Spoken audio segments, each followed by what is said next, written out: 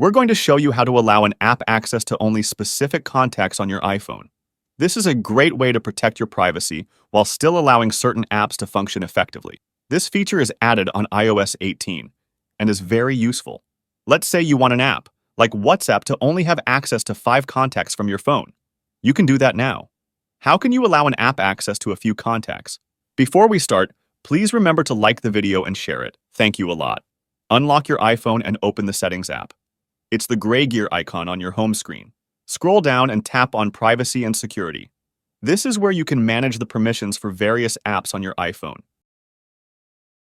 Tap on Contacts to access the permission settings for your contacts.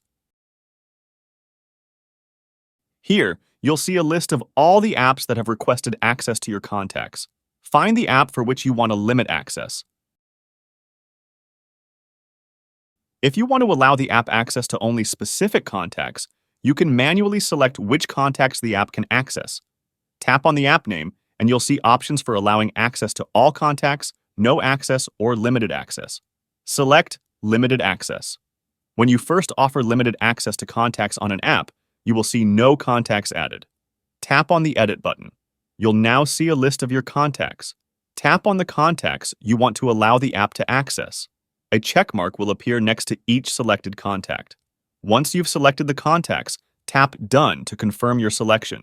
The app will now only have access to the contacts you've specified. You can always come back to the contacts permission settings to review which apps have access to your contacts and make changes as needed. And that's it. You've successfully learned how to allow an app access to only specific contacts on your iPhone. This is a useful privacy feature that gives you more control over your personal information. If you found this video helpful, please consider leaving a like and subscribe to my channel for more tech tips and tricks. As always, if you have any questions or requests for future videos, drop them in the comments below.